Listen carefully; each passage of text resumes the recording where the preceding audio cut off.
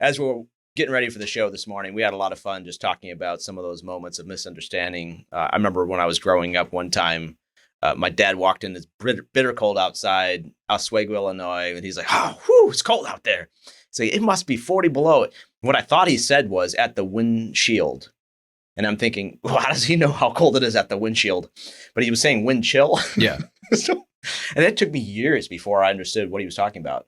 Like, I was, oh, wind chill. Oh, that makes sense. Because I'm thinking, and I didn't want to challenge him on it because I'm thinking to myself, well, he said about, so it wasn't like he's saying exactly 40 below, but I'm thinking like, well, how fast is the car driving? How did he know? I mean, have you ever had a moment like that where, your kids are growing up or where you're just kind of confused about something that happened? I don't know. I Yeah. I don't know. You're too smart for that. Yeah. No, I think I remember I mispronounced you have certain words you mispronounce. Oh, yes. Where you just learn to say it wrong and into adulthood. Yeah. One of mine is people say, hey, don't take that for granted. Right. I say granite. Yeah, right. Yeah, don't take that for granted. Yeah, buddy. It was when I was married. My wife was the first person to correct me. She's like, you always say granite and it's supposed to be granted. I was like, oh, whatever. Yeah, right. Yeah. My dad told me that when him and mom first got married, my mom would always say, nip it in the butt. As opposed to in the bud. Those are two very different meanings. Totally. So, and I've seen, and I didn't know the difference either, but when he pointed it out, and I remember like, okay, we nip it in the bud, as meaning before it becomes a full, tree. Right. And so, some of these agricultural term, you know what I mean? Right, exactly. Clearly. And I've heard so many other people say, nip it in the butt. Yeah. Like a dog. Exactly. Sometimes it's a little butt nipping. It's all you need, you know what I mean? But that's what we're talking about today. We're not talking about that at all. So today, what are we talking about, Drew? We're talking about how to navigate conflict. So how to how to navigate conflict. So conflict happens all the time. Yep. Whether it's an active argument with you getting somebody, or just you get in your feels about something. You say something, do something that someone makes you angry, makes you sad. But there's a conflict enters the room that happens. It's going to happen at home a lot, but it's also going to happen at work. So if you're in the workplace, job site, conflict is a pretty regular occurrence. And so figuring out how to navigate conflict with yourself and with others can be very key to your success or failure. So true. Yeah. Yeah. And a lot of us respond to conflict in different ways. For me, I don't like conflict. I've learned to sort of address conflict better over the years. Mm-hmm. But there have been moments where I just want to say, avoid conflict at all costs. And that's not healthy either. Correct. And then the other reaction we all know somebody that just blows up with conflict. They're like, whoa, there's a fight. Let's go. You know what I mean? Pop the popcorn. Yeah, exactly. Or they'll take somebody else's side on something that's not good at defending themselves. They're the first one to the scene. They don't know what's going on, but that's my buddy. How dare you? Yeah. And so there's a lot of different ways of, we're just defining what it is so critical as well. I mean, to your point, Drew, you're talking about the emotions. A lot of times that's what conflict's all about is how we feel. Yeah. Yeah, a lot of times for me, when you're working with conflict, I think it's important to understand what it is. Because normally what you tend to say is, well, this person's an idiot or that person, and you start get the accusatory sort of thing towards other people. Also the internet in 2022, just online arguments. You voted for this person, you're a moron, and it's just where it's just kind of accusatory sort of black and white. Creating a me versus you scenario where oftentimes one doesn't exist. So it's really not me versus you. You and I normally actually all want the same outcomes. It's just somewhere along the way we disagree on how you get there, and that's where conflict enters in. I think a lot of times, conflict is it's really come down to expectations. If you really think about if you think of someone right now or in the last week that you've been frustrated with, angry at, resentful towards, you think about it, there's always a point of unmet expectations. They did something that you didn't expect them to do. They did something. You're like, wait, why did you say that? I didn't expect you to do that. Or the other way around, the omission part where, hey, I expected you to do something that you didn't do. And I think when you realize if I'm offended with somebody, I've got conflict with someone, it always comes down to there's an unmet expectation that happens somewhere in there. And that thing starts to kind of big or small, it grows. And until you address it or deal with it, whether internally or with the other person, those molehills turn into mountains pretty quick in your mind. So true. Wow. Yeah. And I've seen if you don't address it, then the response to it can be way out of proportion as well. So suddenly what was a simple conversation, you said what, or what, and we assume. Mm-hmm. So I guess, how do we deal with that, right? I mean, some of it comes down to, if there's an expectation, we can do better about clarifying expectations up front. But even with the best care, we're going to miss there, right? Yeah. I mean, there's times where we're just thinking, well, why would somebody assume that? I mean, we don't even think ahead that far. Or we're busy and we have an expectation that we didn't meet and somebody else is mad at us. What do we do next? Or even just like, if you're honest and real with yourself, like there's things you expected of yourself that you didn't do. Wow. Or where you're like, hey, like that happens to me all the time. Yeah, I planned on doing X, Y, and Z. I told you I would do these things this week. And stuff happened and I just didn't get to it, even though I intended to. Now I put that expectation out there and I didn't do it. And best intentions. It's not like I'm a horrible person, but I missed the mark. And it can be a frustrating thing for us to even address the criticism to it, because we know it better than anybody. We're like, oh man, we know we should have done that and we didn't do it. Yeah. Or you missed on something. We're like, we always do it that way. How do we miss this one time? And sometimes it can just be like, as contractors or as people that are managing teams of people, or just working by ourselves on a project, and you have a client that's upset about something, and we're thinking 99 times out of 100, we nail that right. I mean, all of our customers love us, and this one person points out one flaw that one time, one day we had an off day, and what we see is the 99 or the 1,000 other times we did it so right. Yeah. And it's hard to acknowledge that perspective of someone bringing criticism to us. Yeah. I think when you have that criticism, you got a few options. And I think anytime you receive criticism, or it's like a negative review or whatever, we all have the same fight or flight mechanism. To your point, the flight is the avoid it. You mentioned I can be the same way, where I don't like conflict. I want everyone happy. I'm a kind of a peacemaker by nature. And so I'm normally going to bend to like avoid the conflict. And that doesn't solve the problem. No. Oftentimes it avoids it. There's something to be said for humility and, taking the high road and, being wise what you say, but truly to avoid conflict is unhealthy in teams and with customers, because you're just acting like it's not there. The alternative is to fight it, which is, oh, you have some feedback for me? Good. Well, let me get some feedback for you, or it's like, oh yeah. And it's like feedback with a stick, right? Yeah, totally. And it's like, well, now I'm going to create this me versus you. Yeah. I'm going to define there's going to be a winner and loser. How do you know so much about this? I'm going to win. Have you ever had I've never had conflicts, never, homework, whatever. But it's people, if you've worked with people, whether it's customers, subs, family, whatever, like if you got people, you got problems. This is how it is. Yeah. And so for me, a lot of times conflict is not necessarily a fight. I've never been in a street fight with somebody. Really? What are you doing this weekend? We can set you up. Let's go rack up some more life experiences, Ben. But I'm thinking, there's a reason for that, though. And sometimes, though, I walk away from a situation thinking that moron, or just a feeling deep in the gut of just being like an anger or a frustration or really a bitterness or whatever against that person, of just really that's not healthy either. I didn't really deal with what was going on. It was more or less internalized. I had a customer that had from my perspective and the perspective of several people on my team, they were taking advantage of us. And we got to the tail end of a job, not a huge job, but for me it was at the time, $50,000 job about thereabouts. And we put a lot of effort into this job. And towards the tail end of it, we're getting close to wrapping it up, and they started adding a bunch of stuff to it. And there was a pretty sizable balance out pending, 15,000 of it, something like that.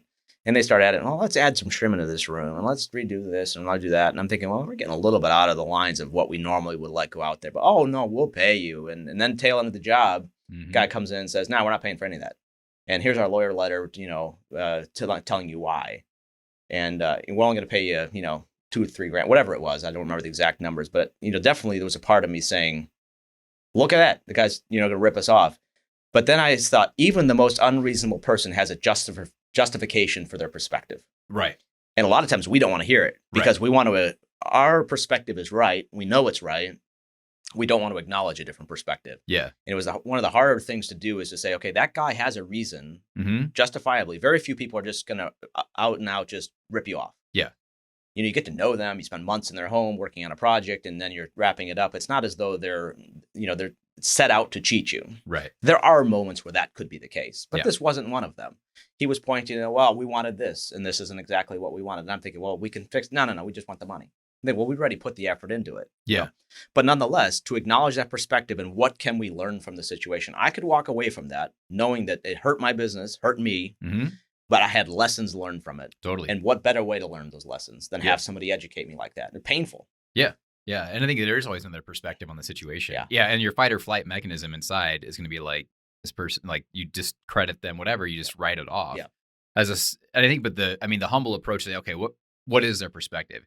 And you don't have to agree with it, but it's a good life skill in business and personally to be able to understand fully people that you disagree with. Yeah. Like why do they think what they think? And I don't have to agree with it. I can say, no, I just don't agree with that. But to truly understand where they're coming from, a lot of times. So where do you start in that process? Because a lot of times I think we start with, even understanding. So you want to rip me off, huh? Yeah, I mean, exactly. I understand your perspective. Yeah, exactly. Yeah. You're a dirtbag. Okay, yeah. Oh, cool. yeah. All Okay, right. moving Yeah. along. Yeah. Yeah. So we could interject sarcasm in there, but Yeah, that's a good point. I think Yeah. if we really wanted to understand somebody else's perspective, we'd have to almost be able to communicate it as well as they could, right? Yeah. I mean, where Drew, I want to understand your perspective. I repeat your perspective to you, and you're saying, yeah, exactly. Yeah. And I think if we can't get to that level of understanding, it's very difficult Yeah. to really say we do understand Yeah. the other perspective. And what better way to diffuse that tension than saying, I'm going to ignore my perspective Yeah. as the person that needs to respond to your criticism or Yeah. whatever is escalating the situation. Explain your side, give you the floor, Yeah. not respond to it prematurely. I think it's the thing is we always do that when you're talking to somebody. You ever meet someone and they say their name and like 4 seconds later, like, I have no idea what their name was, even though they just said it. Yes. Because my mind was already thinking about what I was going to say back to them. Yeah. And I wasn't even listening. And that's a simple example. But when tensions are high in any scenario, you're normally not listening. Your mind is solely focused on your point of view and finding a winner and loser in this conversation to make sure the winner. So I think it's, that old saying, like, seek first to understand before being understood, but to really put your perspective down for a minute and say, people talk about, empathy, like it's a buzzword in culture today about like, oh, well, have to know what they feel like. Well, you're not them, right? Empathy is not, hey, what would I do if I were them? And because they're not doing it, they're an idiot. Right. Empathy is like, no, what might it be like to be them? Like, let me put myself in their shoes. Let me try to fully understand things from their perspective and how they see it and why they see it that way before saying, all right, let me communicate what I think. Because most of the time when you just mentioned, you can diffuse a situation by simply listening and then repeating how they see it back to them to let them know, hey, I hear you. Because that automatically brings down their defenses and gives you the ability to lower the temperature in the room and the conversation, and then have a more rational conversation about things. And it's suddenly, less emotional. They don't have to take this sort of hyperbole perspective, because so many times it's human nature when somebody's not understanding our point is blow it out of proportion. You always, you never, you more. Yep. I mean, like we can sometimes communicate that way when we're trying to get somebody to understand a perspective of just making it really aggressive. Yeah. Overly so. Yeah. And when you understand the other person's perspective, suddenly like, oh, I don't have to blow this up. Yeah. And maybe they even acknowledge like, wow, to themselves, maybe not out loud, but they might say, well, I don't need to escalate this further. Well, I think too, like the tone of just culture and interactions today is so like angry, like people are just angry in America right now. So about everything, Are you right or left? How'd you vote? Yeah, yeah, exactly. Yeah. But it's, oh, you voted for that moron? Yeah, I mean, really, seriously. Total divisiveness, lots of anger. And I think it's so uncommon for someone to gracefully listen to someone else you disagree with, repeat it back and say, hey, I hear you. I understand you. I get that. And to your point earlier, a lot of times we have different means to the same end. Totally. Yeah. You're in a job, right? Like you want to do a good job. You want this person's house to look fantastic the way they want it. That's exactly what they want. Now, somewhere along the road, you disagreed on how to get there or the expectations weren't clear. But I think one of the, tactics too is, seek first to, understand before being understood, but also assuming the best intentions of others. And that can be hard to do with some people because some people are just jerks. Yep. But at the end of the day, that customer really just wants their house to look a certain way. They want the project done a certain way, and they want to be proud of your work just like you're proud of your work. You guys both want the same destination. Yeah, I might challenge you on that. What if their objective was actually saving money? Oh, yeah. Okay. You know what I mean? What if part of that was I want to get this done for the least amount of money? And my perspective was I want to do the highest quality work. Right. We have a misalignment there. Yeah. And sometimes you're on the wrong job or you're doing the wrong quality work for somebody. I've had several moments like that where I'm busting my tail trying to create a high quality project. They're like, no, we just want it done. Yeah. But, I just bought a house recently and part of it used to be a rental property. And everything shows on that house is it was a rental. Yeah. The cheapest quality toilet that they replaced the old one with, the cheapest quality tile, the contractor they chose to put the tile in, it's just a wreck. You know what I mean? It's just one of those houses where it's got good bones, it has potential, but the the people they put in that job was the expectation was clear. Yeah. I want this done for the least amount of money as fast as possible. And the contractor delivered. Yeah. Yeah. So sometimes we want to make sure that we communicate correctly and what our standards are, what their standards are. I think I go back to the beginning point of the expectations. Like, what do you expect out of this? You know, because if that's what the expectation is, and you can deliver and meet the expectation. But if you're not aligned on what's the goal to begin with, you're going to have conflict. Let's talk about hardcore conflict. I Yeah. mean, just, where you're ready to go to war with somebody. Yeah. What do you do then? I mean, you got this situation, whether it's a client or it's a vendor or something, and you just feel so wronged where you're just like, man, I want to take these people to the cleaners, or whatever. Yeah. That kind of like, we're going to sue the pants off this person kind of a mentality where you hear sometimes, Yeah. Some people that fight people where it's like, I'm going to show them, right? And I think it's the principle of the matter. Yeah, exactly. Yeah. But I think you got to look at, filter through, I would say one, like, think before you speak, give it a day, sleep on it, Yeah. The worst decisions I ever made were fast ones. Mm-hmm. And a lot of times, feelings are great filters for life. They make life interesting, exciting, and fun, but they're horrible filters for making decisions. Like, feelings are flavors, but not filters. Like, and if it's a filter for how you're viewing the world through the lens of how you feel about a situation, you're going to have some really screwed up relationships with your customers in your life. Because, you're based on how you feel in that moment. And there are times of intense anger towards others that really it's a feeling. And if you just let it rest for a minute, don't say anything, don't put anything in writing, Right. Text message. Yeah. And just let it just simmer for a minute and cool down and then think logically to where the feelings can subside to where you're really operating off the facts of the situation. And sometimes those facts are going to require, like, we got to lawyer up. But a lot of times, feelings will cause you to do something that facts don't actually justify. And do we really want to give somebody else that we don't necessarily even care about the kind of power and control over our lives where they affect how we come home and how we treat our families and how we treat our employees and team members, where they could say one comment and it could throw us completely off? Do we want to give somebody that kind of power over our lives? Totally. I mean, why? Yeah. Well, you realize you got people living rent free in your mind. Yeah. You know what I'm saying? There's a camp, and they're out there living their life. Yep. They're not thinking about you. Yeah. But you're sitting there offended with somebody, have conflict brewing with you, where you're going home and you're kicking the dog on the way in. Have you ever? Do you have any moments like where you have this one person that comes to mind every so often where? Yeah. I just had to. Everyone listening to this. People on that list, people are like, if I never saw them again the rest of my life, it'd be good. I had this one time where somebody that used to work for me came by the shop and said, "Hey, I've got this kitchen we're remodeling, and I want these cabinet doors I have being made up, and we need them finished." And I had this nice shop. We could stain and seal these doors for him, and I'm thinking, yeah, no problem. And he didn't even ask for a price, and I told him, well, it'll probably be about a week to get it done. We'll just bill you time and materials for it. Yep, sounds fair, no problem. So he drops off the stain and the sealer in his doors. Well, his doors just came from a shop where they just send it through a drum sander, which, if you know anything about cabinetry, which a lot of our audience would, and woodworking, you send something through a drum sander, anything cross-grained is going to have cross-grained scratches through it. And in a drum sander type scenario, they're pretty deep scratches. So, and he's thinking, and he's telling me that, no worries, just get them done. We need them quick. And I'm thinking, well, the quality matters here. We got to get this right. So I'm having my guys in the shop sand all these things down, get them beautiful. And the other problem with these doors were they didn't have them dried out. So they just came from the shop, so they didn't acclimate. And he's thinking, but I need them fast. And I'm thinking, well, he's the boss on this one. We're just helping him out. It's not my doors. They're his doors. We're just trying to help him with it. And he's providing the product even. Yeah. So, and he drops off his stain and he says, now we can't, when I was putting the stain on, we had some guys applying it and it wasn't dark enough. So make sure they're dark. Anyway, to make a short story long, we get these doors all done, ship them off to him, and they're beautiful. And he calls me, they're too dark. I think this guy just, son of a gun, he just said they couldn't get them dark enough, and now they're too dark. So he's like, no, they're not going to work. So they come back to the shop. We strip all these doors down, start over again. Miserable process.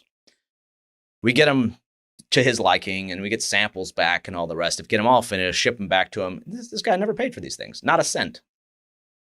To this day, years ago, and at the time it was even a very reasonable bill. I didn't ever bill them for the change. Never. It was just saying, it's a friend kind of a thing. I just want to cover some of my time in here. Yeah. And he didn't pay a cent. I'm not paying for them things. And at first it was an excuse. Well, I'm going to wait for my tax refund. And come to find out, this guy cheated a whole bunch of people that worked on his house. So that's in the back of my mind. How do you deal with a situation like that where that's not eating at you? And I think for me, it was just saying, I don't need to punish that guy. And I didn't even want to sue him. It Yeah. wasn't enough money to even bother with. Yeah. And I'm thinking, and every once in a while you think, justice. Yeah. Justice is not what it's all about. Yeah. Making people pay is not what it's all about. Yeah. For me to sleep at night is just saying, you know what? That guy, if he's cheating a bunch of people, he's got all kinds of problems from Yeah. that. I don't need to be the enforcer. Yeah. And be okay with it. Yeah. That's what I did. I mean, what? Yeah. Well, I think you have a, yeah, exactly. That's a good, let me rephrase it. That wasn't my first thought. Right. Yeah, exactly. Oh, well, whatever. Yeah. This is mature, wise Ben speaking. Yeah. At the time, it was like, okay, what do we do to, Yeah. How do we get him back? Yeah, exactly. How do we get him back? Yeah. I think it's you think about, there are times where that justice is about that, but when you have to be the one to enforce a justice, normally that's just pride. Yeah. Good point. It's like, I want to show them, Yep. and I think, I think there's, humility will do you a lot of favors in life. And sometimes humility costs you money. But it also teaches you lessons. I mean, give me an example. What did you learn from that now that you did differently after Absolutely nothing. No. No. Basically, it came down to making sure that you have clearly defined agreements with people when you work. Even if it's a friend, one of the things I learned from that is, especially with a friend, you want to define what's going on. Yeah.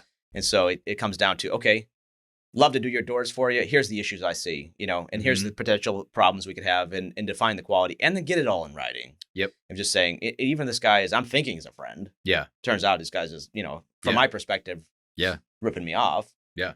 But, and he's, he had some excuse. Well, there's a little line now because his doors weren't dry. Well, naturally, I knew about that, discussed at the time, but now, he's coming up with a reason. But in that situation, I have to define everything. So definitely a lesson to be learned. Yeah. Yeah. I think the humility will say, okay, what do I learn from this? Yeah. Pride will say, how do I get him back? Yeah. And I think you can become, and I think humility and going through those situations, you get this cool thing called wisdom, which is oftentimes lessons you learn the hard way. But I think you can, if you take the conflict and you have to be right, and you take the prideful way about it, you're going to have broken relationships, you're going to have frustration, and then this guy would be living rent free in your mind like 10 years later, and you're still mad about it. Yeah. And you still have this bitterness towards this person that hasn't thought about you in years. Right. And like that ought to frustrate you. Like, wait a minute, why am I still thinking about this guy? You know?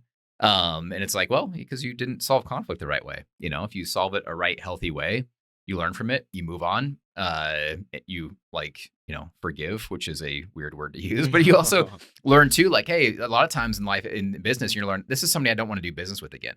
Right. And I learned something, and you gain some discretion and wisdom of what to watch out for in the future to say, I'm not going to do business with this person ever again, but I'm also, there's certain characteristics and qualities I'm not going to do with again. So true. Yeah. Most people who have people have a hard line on money and friends or money and family normally had something go south, right? Where they're like, wait a minute, I'm never going to mix business and family again, Kevin O'Leary, he's the investor. He has a quick video on YouTube, and he was talking about when he loans money to family. Yeah, everyone's wanting money from billionaire, basically. I think many times over. Yeah, and people come. He just lost $15 billion to FTX. So I think it was. He's good though. I think he's million. I think it was 15 million. But nonetheless, he said if a family member comes to him and says, "I need some money," and he says, "Okay, I'm not going to. It's not going to be a loan. It's a gift. I'm giving it to you. Totally. But I'm never. Don't ask me for money ever again." Yeah. That's kind of cool. Like, he realizes that could be detrimental to the friendship, the relationship, the rest of the family. And he's just like, you need help? Here's help. And don't ask again. Yeah. Yourself, right? And then the rest is you're just not managing life right. Yeah. And he's sleeping at night saying, hey, I did a kind, generous thing with no expectation of return for that person. Right. Yeah. And that person is now thankful and, doesn't have this weight holding over him. Right. My dad would always say, if you want to give a gift, give a gift. If you want, discounts are not the way to go. People don't appreciate discounts. They just don't. They don't. Yeah. If you're going to give something away, give it away. Yeah. And I think those are like wisdom. That's like wisdom speaking. Is all of those things will help you avoid conflict, and not in a very healthy way, because you're setting up great expectations, even with yourself. Because when I gave a gift, now mentally I think about that differently. And there's not this thing bouncing around in my head where I'm upset or frustrated with someone and they don't even know about it. Yeah. Yeah. No, this is dynamite stuff. I mean, obviously we learn a lot of these lessons the hard way. Yep. And we try to, I think that's key though. Yeah. Learning lessons as opposed to looking at these of saying, well, that jackass and that one, in a black book type of mentality. Yeah. And then we, like, to your point, the free rent in the head, the angst we feel, the sort of, and then every time we see something that reminds us of that, or a certain situation or feeling, or another person that looks like them or whatever, we think, it just makes us, it controls our lives. Those people that they have a negative outlook on life and negative outlook on people. and they've just got this giant chip on their shoulder from their black list of people that they've never forgiven, that they're still upset with, that there's unresolved conflict with. And those people generally have a pretty negative, sour demeanor. Like everyone knows those people. They're not pleasant to be around. But I think, if you learn the lessons, operate with wisdom, operate with humility, learn the lessons the hard way sometimes, but don't carry that list of people that you're offended with still. So how do you move past that? I mean, I guess this is kind of have you had a moment where you've had a situation or a person linger in your mind? Yeah. Yeah. And what did you do? I think this is, personally, I think it probably might be more like, this is simple, but forgiveness is a choice, and say, wait a minute, like I'm upset with this person. They're never going to apologize to me. Yep. Like this person doesn't think they did me wrong. Right. And they're never going to apologize. The ship has sailed on whether it's a work project or the job that you were on, or whether it's a family member or whatever. Like the ship has sailed. They're not gonna ask for forgiveness. They're not going to apologize. But that's when it's on you to be like, wait a minute, do I want to forgive this person or not? Yeah. And then look at, like, I'm an emotional dude, but I also like have to rationally think about it. I'm like, what's the price tag for forgiveness? What does it cost me to do that? Nothing. And what's the price tag I pay to choose unforgiveness and bitterness? Well, now my whole family's paying a price for that. People I interact with paying a price for my decisions, my choice, whether I'm going to issue forgiveness, whether it's deserved or not. So good. And I think that's, and when it comes to business and life, a lot of times in those scenarios, with that forgiveness, I'm also making a decision to cut off a relationship or to not do business with them again or whatever. Say, hey, it's not just like this wishy-washy, like, well, just let life walk all over you and forgive them. But like, no, forgive them. But then also the wisdom is correct. Like, hey, I'm also going to draw some boundaries with this, whether it's a business relationship, a sub, someone else in town that you've worked with in the past that you're going to have to interact with again. Draw healthy boundaries on what you will and won't do with that person. John F. Kennedy said, always forgive your enemies, but don't forget their names. 100%. Yeah. And you're going to have, everyone's got a list of people. They're like, I don't want to do business with that person ever again. And that's fair. At least that's what I found on the internet. Yeah. Abraham Lincoln. Yeah, exactly. In 1996. Found it on the internet. Yeah. Drew, final thoughts. Yeah, I think final thoughts, right? So conflict is going to happen, right? You will have conflict. If you work with people, you're going to have problems. You're going to have conflict, right? And so don't avoid it. Don't act like it's not there. Like, don't ignore it, but also deal with it in a healthy place. I think we talked about some couple things here, right? There's always another perspective. There's always another way to look at it and seek to understand it, even if you don't agree with it. It's like, okay, I can understand why they would think that. I might still think they're dumb for thinking that, but like, I at least understand it, and I can logically understand where they're coming from. And I choose to not agree, but I also choose to still be kind to the person. I would say, seek to understand before being understood. Put your feelings in check.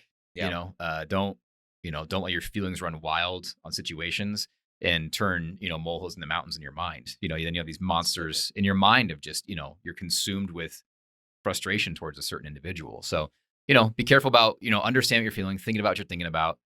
In the moment, shut your mouth. Don't send that text. Sleep on it. And then let the facts be what guides your decision making, not your feelings. Feelings are great, but they're not the right thing to make decisions by. So, and I just think too, like, have that aim to be like, successful people have more people in their corner than not. You know what I mean? Like, if you're successful in business, you have a good reputation. You have people think well of you. You are going to get better jobs. You're going to be able to get more referrals. You can do better in business by maintaining healthy relationships with other people. And I think a big part of that is how you manage conflict. So have that goal of, who do I want to be in 10, 20 years? What do I want my business to look like? What do I want to be known as in the community in 10, 20 years? Okay, well, what would that guy do? Would that guy blow this person up on the internet? Would that person, respond to the Google review with coming back at that customer while they're out of line? We've all seen that thing on the internet. Would that guy do that? The guy that you want to be?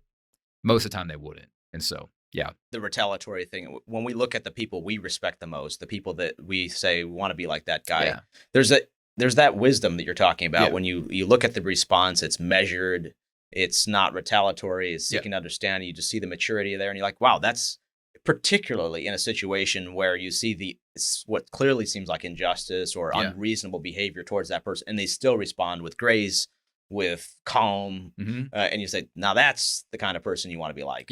And then to your point, that's a successful person. They Yeah. know how to diffuse conflict, not escalate it. Right. They know not to send that text message or that email or Yeah. that instant response and say, "Oh yeah, Yeah. So Yeah. this has been fun." Yeah. And I think some of these lessons come the hard way. Love some feedback from our audience as well. A like, a subscribe. Hit the bell. Yeah. Do it. You know you do. I don't even know what that means. People like it. Yeah. Everyone's doing it. Yeah. Yeah. Yeah. So do it. Yeah. Best podcast ever. Yeah, exactly. You know it. I know it. Everyone knows it. Yeah. Yeah. Cool. All right. All right. Well, that's Thanks, a wrap Drew. for Contractor Commute. We'll catch you guys in a couple weeks. Sounds good.